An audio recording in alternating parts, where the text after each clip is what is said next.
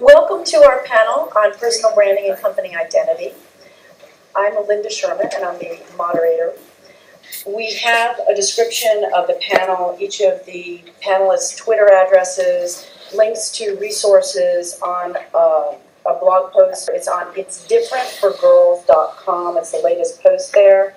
So it's spelled with a number 4, not F-O-R. It's differentforgirls.com. So if I may start going through the list here and start with Michelle Turner from dictionary.com. Hi, I'm Michelle Turner. I'm the CEO of dictionary.com. I've been in Silicon Valley for about 20 odd years. Kind of grew up through the tech world. Have been in both 3-person startups up to running the west coast of AOL and having 800 people. So I scaled. I did spend a fair amount of time in the early stage entrepreneurial community and got to know that very well. It's a very, very different world than corporate America. And the Valley has its own networks and its own way of working that is quite different, as you probably know and can guess, than large corporations. My background is actually in finance. I made the transition early in my career over to product development, and I'd say what I'm mostly known for now is product development and branding. And when I started talking to Dictionary last year about coming on board as CEO, what they were looking for was someone who could overhaul the property. And if you've been on dictionary.com, and I'm guessing a lot of you have, whether you know it or not, fortunately most people have, it's a 19-year-old web property. It looks like a 19-year-old web property, and we're in the process of trying to make it look and be relevant to people's daily lives. And we actually spent a lot of time on the Dictionary brand in the last couple of months, really defining what is our brand driver for the site, what makes us different, why do people care, and what problem can we uniquely solve for people. And what we've come up with is we are very focused on helping bring words to life for people. And that, it's amazing. Words are at the core of everything we do. And it's the core of how we communicate. Communication is how the world goes round. So it is a really amazing company to be a part of. It's a fun brand to drive. So I'm happy to talk more about that today. Great. Thank you very much. Nina, please. Okay, great. My name is Nina Samasco. I currently work for Nike up in Oregon. Similar to Michelle, I have actually been in Silicon Valley prior to Nike for 20 years. My main expertise is really sales and marketing. I worked for a lot of the largest high-tech companies in a sales capacity. And so I've really worked hard to do a 180 on my career and change what I'm doing and change my life, basically. I do have a personal blog, and I'm on some advisory boards of various companies as well. So happy to be here, and thanks for joining us. I want to make sure that you know each of their Twitter addresses, at M. Turner, At M. Turner. Since 2006. At Nina Samasco. At Deborah Lynn, Lynn, Fine, Fine. And go ahead. My name is Deborah Fine. My background is a little bit eclectic. I was head of marketing, et cetera, in large companies and at entertainment studios. And then I became an entrepreneur and started a children's educational content company, sold that. And then later on became a venture capitalist. So I worked for Mike Milken's group and invested in companies. And then later bought a toy company and ran that. And then had a change of going more towards philanthropic, nonprofits. We started, I'm the founder of FineLineFoundation.org, which gives back to victims of violent crimes. And so I would say I've definitely gone from the marketing to CEO to being the one who funds companies, and now hopefully giving back. My name is Holly Liu, L-I-U. My Twitter handle is Holly H. Liu. You can see that. So first off, I want to thank you guys all for being here. This panel is just amazing. And I don't know if you know, but Linda, our moderator, just a special thank you for putting it all together. It's a lot of work. Our entertainment company, we're the ones that make the free-to-play games behind those movies, as well as our own original IP. And so when you hear free-to-play gaming, what is that? So I usually kind of have to explain a little bit. So our games are free to play until you want some special upgrade or item. You do an in-app purchase. Oftentimes we really like to liken what we're doing to how TV is to movies. So if you think about the traditional gaming world, if you ever played a Wii or went to the arcade, you put a quarter in, and if you didn't like what was happening, it doesn't matter. You already spent your money. You put in your vote first. And with TV, people just, it's free to watch, and people can vote with their thumb, basically. Same with us. You can play freely, and people vote with their time and their money. So my company was founded in 2006. I'm one of the co-founders. We started making games in 2009. My original role in the company was to be a product designer. So I designed all the products, including our flagship franchise called Kingdoms of Camelot. You can find that on the iOS. That became the top grossing iOS application in 2012, beating out Facebook, Twitter, Yelp, and really kind of cemented us as a really top mobile gaming development company. Currently now, we are about 850 people, employees, over 7 countries. And my role now is to run, basically oversee HR, talent, culture, as well as internal corporate communications. Oh, Twitter handle, yes, Holly H. How about you? So at Kirsty TV, I'm Kirsty from Australia. I'm a serial entrepreneur. I started my career in real estate and was in the top 100 of 120,000 worldwide for Remax. I then transitioned into motivational speaking, wrote a book, and decided to develop my own talk show. So I moved to LA 2 years ago and split my time now between speaking for corporates and developing the show. And it's really about how we can share our stories to heal ourselves and heal others. So my guests are people who've been human trafficked, gang raped, have come from backgrounds where they've had issues with addiction, trauma of all sorts. And people always say to me, oh my gosh, that's so intense or emotional or negative, and it's really not. The reality is statistically that 1 in 3 suffer from suicidal thoughts, 1 in 3 have a mental health issue, 1 in 3 are sexually abused. And if we go on and on and on, and there'll be someone in every chair in this room that can put their hand up for one of those statistics in life. So we interview people who've moved forward from it, and they can share with us strategies for how they've been able to live a great life and overcome adversity. So we're here to help you with all the different transitions through branding, and I can certainly talk about my own experience as an entrepreneur.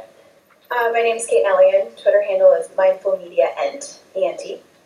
My background has been in entertainment. I started in New York and then moved out here to work for American Film Institute and then Lionsgate. I ran their digital marketing and distribution for quite a while, and it was my dream job. And then when I was getting my master's in spiritual psychology, I realized I could not sell another horror movie. And we were working on the Saw franchise and some of the gnarliest stuff that's out there. And Lionsgate had a lot of other great movies, but for me, it was just out of alignment. So I left, and I am now an entrepreneur, which is a completely different experience for me than being in corporate. And I pretty much split my time between my startup, which is called Synergy TV Network, which is a platform for inspiring and uplifting videos. We've curated the best of the web, mostly short form, but we have feature films as well. In sort of the world of health and wellness, mindful media, consciousness, spirituality, that sort of genre, because I just didn't see, besides owner, participant, really anything out there, and that's my favorite genre. And there are about 50 million other people that really want it as well. And then I'm also a life and career coach, and my favorite people in the world to help are usually women who are either wanting to transition out of corporate to being an entrepreneur, or are new entrepreneurs and are really looking at marketing tools. Since my background is mostly all in marketing, that's kind of the best way that I can help. And my favorite way of doing that is actually through equine coaching, equine therapy. I've been working with addicts for the last year in recovery at a ranch in Malibu, and we're just starting to do it with corporate and with entrepreneurs as well, because it's fascinating the way the horses can help us even faster than I've seen any humans. Great, thank you, Kate. So I'm Linda Sherman, and my background is corporate CEO type of a background. I was in Japan for 21 years, where I set up Coors Japan. I had a big success with Zima, which I repositioned in Japan to be sexy and trendy, and is still driving the profitability of Coors today, Coors Japan today. And I ran Club Med in Japan with 5 sales offices, 2 villages, and 500 employees. And I use my background in corporate marketing to have a good perspective for business and to be able to bring that to social media, training, strategy, and helping entrepreneurs, authors, get started and on up to large companies work with this. I also teach at the University of Hawaii. And I'm also a personal branding coach, which is why I love doing this panel.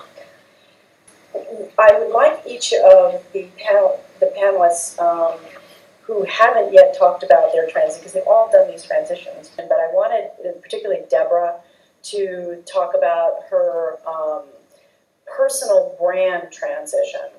She alluded to it in her introduction, but I want you to know a little bit more about the story behind that.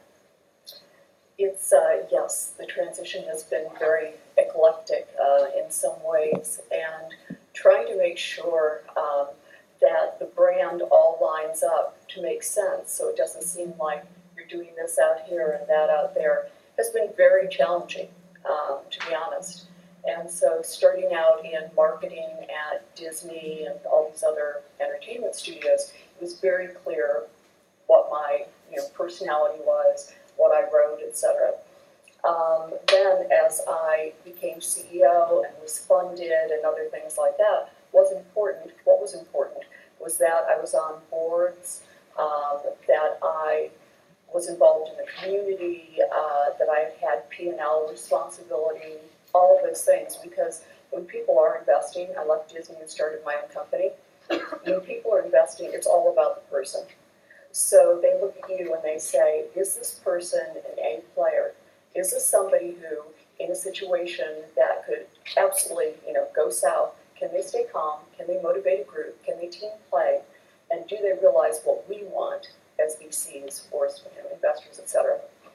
And so your name gets around very fast, and they want to have heard of you before you come in and present. So after that, I did become a VC and was investing in companies, then bought a toy company. So if you look at it, it's marketing, it's VC, it's CEO, but it all has one thing in common, and that is it's about family, children, high quality products, media, everything else. Not that it's wrong, but I've never worked on Saw. Not that I would, but I've never worked on that or boys' video games and things like that. There is a theme. Then I was actually shot in Santa Monica in the mass shooting at Santa Monica College almost a year ago. And I had already started transitioning out of the CEO world a little bit, even though I was in YPO, Young Presidents Organization, which is the top, it's about 100,000 of us worldwide, the largest corporations, and I'm a woman, and there are very few women in YPO. I mean, maybe 100 out of everybody. So it's very corporate. So you go from that, and then I was starting to look at, okay, I really want to run a foundation. I want to start a foundation for people who've been victims of violent crimes. And I think this, this YPO, I'm still going to be involved, but working with Sheryl Sandberg on Lean In and with Women in YPO, and it's just going to transition as it goes. And then I started the foundation, Fine Line Foundation, to help victims. And that was a very good way to bring together the business background and then the more creative part that was taking over. The foundation is a very good way to talk about how I know how to run things, etc., but also enabled me to go forward in writing a book, speaking, even singing, which that was the hardest piece to fit in. I am dropping an album in about 2 weeks. That has been a hard thing to fit in. But the music is bluesy and it's very meaningful. And I want to emphasize all proceeds from my book and from any of the music I make is all going to Fine Line Foundation. So sometimes there's transition, there's pieces of transition that you bring about yourself, and then there's stuff happens, and then how you transition around that to really make it a win for yourself. Nina has an interesting transition that she's made recently, very recently. And I was going to say up front, Give us some reality about that. Super hard, you guys, it's super hard. So the majority of my career has been in really executive management, running a P&L, and driving global sales teams. That's what I do, and that's what I have done up until about 15 months ago. I decided, you know what, I really want to do a 180 on my career. Instead of pushing and selling the software and being laser focused on ensuring that I'm beating revenue and margin expectations every quarter, you know, what happens at a company where, what do they do with all the software that we're selling them? How does it work? And so I took a 70% pay cut and voluntarily went to Nike. And I kind of weaseled my way into what I would consider, you know, basically a fairly low-level career move, where I'm responsible for the finance organization, I'm responsible for the communications organization, technology vendor management, operations across the e-commerce and Hurley. This is not in my wheelhouse. It's not. I'm kind of going, wait, it's the end of the quarter and I don't have a revenue number to make? Like, what am I doing, right? And also with a company like Nike, it is very contrary to being in a high-tech Silicon Valley job. There's a lot of mistrust from a cultural standpoint. I have a lot of things against me from the Nike culture that I am from the East Coast. I am sales. I am very type A.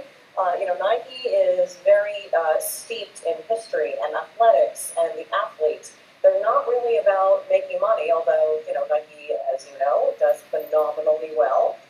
We market better than any other brand or company in the world, in my view. But the culture is really hard. And when I first started, I just would come home from work exhausted. And it wasn't because the work itself was hard. It was that I was selling myself every day to try to gain the trust, which is what you all as entrepreneurs have to do. People are investing, and Deborah nailed it. They're investing in you. People have asked me to be on their advisory boards of these companies because it's me. And so you really want to think about your personal brand and what's out there. What happens when people Google you? Because people will. But transition, yeah, it's hard. And people are like, no, you work at Nike, it must be great, it must be fun. Yeah, it is, but just personally, when you are making a transition, which I'm assuming a lot of you, I don't know how many of you are serial entrepreneurs, or how many of you are making a transition from a job to go and start your own thing. It's a lot of work, and it is personally really, really difficult, emotionally difficult. So be ready for it. I feel the strength, though. I feel it. You guys. Nina brought up corporate culture, and there's something interesting with our panel that 3 of them are involved with Silicon Valley and have been involved with Silicon Valley. And so I'd like to address that now, the challenges of the Silicon Valley culture, in case any of you, there's a lot of attractiveness to Silicon Valley. But if you're thinking about going there, just understand it better, especially how it is for women in Silicon Valley, and I'd like for Michelle to address that first. It's interesting. I cut my teeth. I went to school up there, actually from here, I'm not telling you, but then I ended up in Santa Clara, and I put myself through grad school working at startups. And I think when you're in the midst of it, you don't really understand what, it is the culture that you grow up in. But Linda and I had some interesting conversations around building your personal brand in an environment that is extremely anti-marketing and anti-sales. And when you're working in Silicon Valley, you are very often working with founders who are engineers, and there is an allergic reaction to anything marketing or salesy if you're working with engineers. full stop. So you have to be very transparent. You have to be very honest. They can sniff it out. And I actually used to work with software developers a lot. I ran software development organizations. And well, if you're working with engineers, if you don't have credibility with them, which is what I think you've probably been working with a lot, Nina, they won't listen to you at all. And so I think one of the things about Silicon Valley that's really interesting is you don't have to be. I have a master's in finance. I don't have a technical degree, but you have to be able to at least sort of grok what they're doing and what they're talking about. You have to be able to speak their language at some degree or another, especially if you're trying to do anything entrepreneurial in Valley. But there is a real tension there between building a personal brand that's a bit branded, and you absolutely have to have it. If you're going to go get funding there, they have to know who you are. But your brand has to be steeped in personal authenticity, is what I would say is the big difference there. It can't be flashy. And it's real different than it is, I think, in some other cultures. Yeah, so I wouldn't mind adding to it. Is that okay? Absolutely. So I totally agree with what Michelle said in terms of, and also with Deborah and Nina in many ways, where if you're going to be a female entrepreneur out there, first thing is they're not just going to focus on who you are, they're going to focus on you as a team. So the one most important thing, if you do want to think about going into tech, is you're going to need to be really buddy-buddy with the engineer. They're going to have to be a co-founder, and that VC or whoever's investing in you, they're going to be very interested in you guys as a team. And that, I think, is maybe a little bit unique versus if you build an entrepreneur around kind of building your own TV show or your brand. The second thing, if you guys do end up wanting to creep into Silicon Valley and kind of cross that, is kind of following up with Michelle, is, you know, when I used to think about personal brand, I thought, oh, I better get my Twitter handle up, I better get, actually Linda talks about clout, get the clout score up, get everything going. But really the first step is going to be networking, is making sure that you network and you talk to the right people, and you have to make sure that you're yourself. And that valley, which is really sad, it's incestuous. So it gets around. There's just something about gossip and rumors that get around so much faster than any social media can. And that's really where networking is really your first, best, and foremost step forward into kind of just breaking in. And because you as a female entrepreneur, one of your first things, several things. First, you got to get money. Second thing is you're going to have to attract and retain talent, right?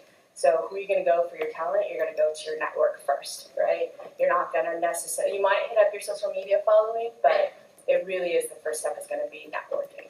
Can you just say one more thing about being a woman in Silicon Valley and people talking about how you look and things like that? You had mentioned. Yeah. Well, the lines are a lot shorter for the women's restroom up there. Yes. That's true. But I know I had a conversation with Linda, and it's really interesting because I've spent a lot of my life just really, I don't know how familiar people are with Mercer Mayer, where her view is, hey, I'm a geek first, and I'm just going to focus, and if I work really, really hard, they're going to notice. And for me personally, I actually realized that, wow, I don't think that this is happening because I'm playing by these rules, and these other people are judging me by these other rules. And one of the things that I realize is, they are judging me by these rules. So even though I'm playing over here, there's these expectations that are placed upon you because you're female, which is a little unfortunate, but it is reality. I would say it is reality. So, and one of the things that I think is a little bit more difficult for us as women is we have to live up, those expectations are constant, right?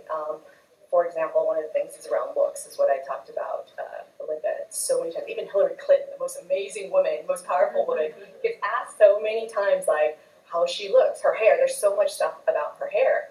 And every day we have to live up to how we look. Whereas for men, what's the expectation?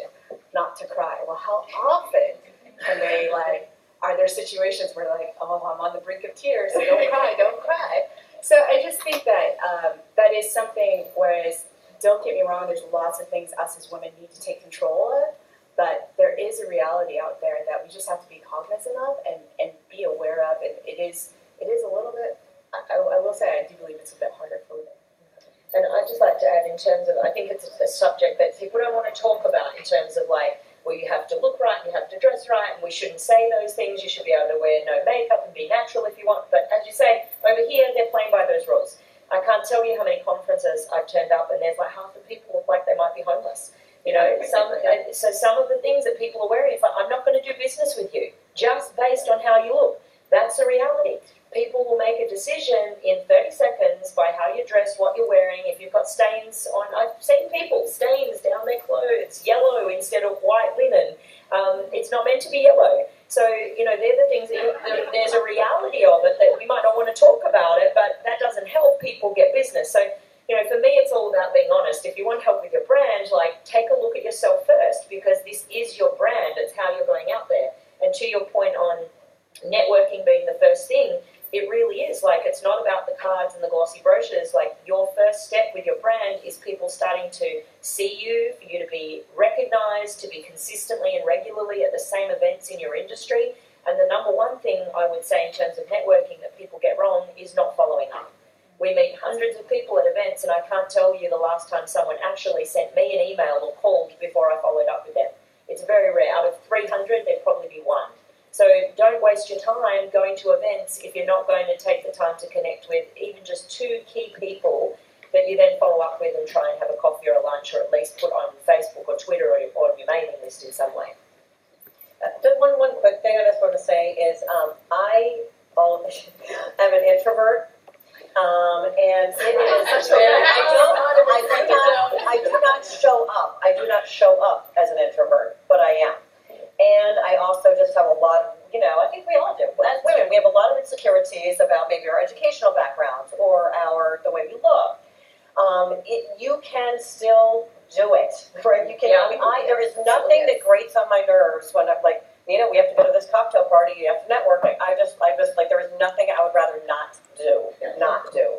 So just for all of you out there who are going, oh my gosh, like Christy's so confident and this is so awesome and she's an expert. But none of us started here. I think no one starts that confident with networking. It's a learned skill. Yeah, it is. Fake it till you make it. Yeah. And yesterday there were a couple of girls who came up to me and said, you know, I feel like by the end of the day they felt like they'd been made to feel small. And it's like, well, who made you feel small? You know, you did. You showed up. Like, I remember going to conferences when I started speaking and going and crying in the bathroom because I thought everyone else is like so talented and brilliant and I have no story. And it's not true.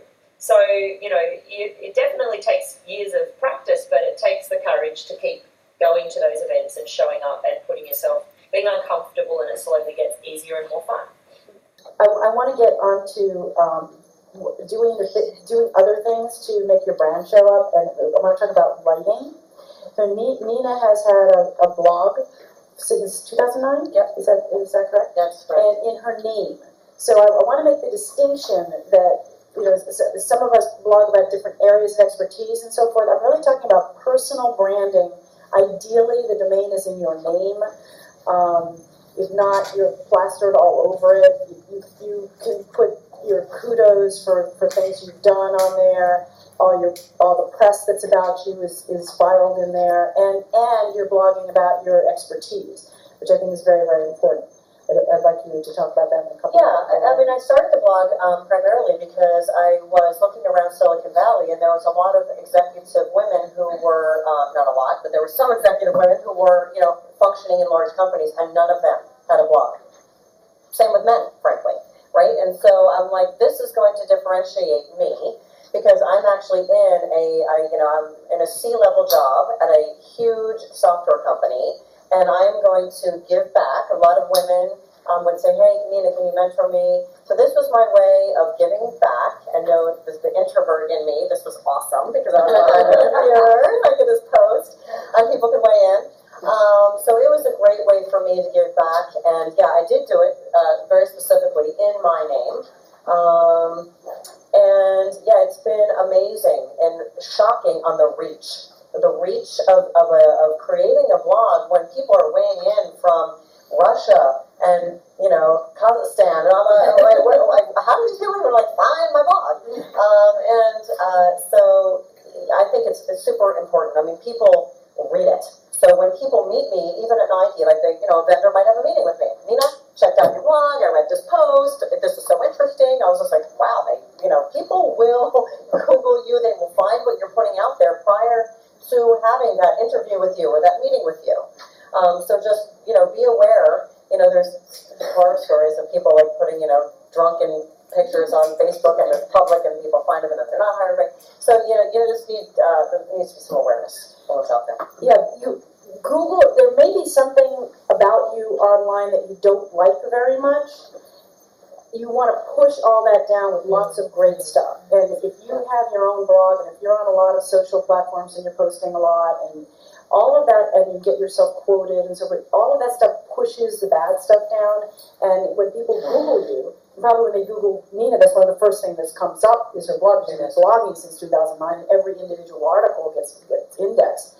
So what you want is with your name, just all this wonderful stuff showing up. Or even worse, someone Googles you and nothing shows up. But it happens. So if you Google yourself and you have no profile on Google, that's what a potential person is seeing when they, even if there's no Twitter, there's no Facebook, there's no nothing, it's like, well, this person's not very active in that space. Or somebody with the same name shows up instead of you. Right.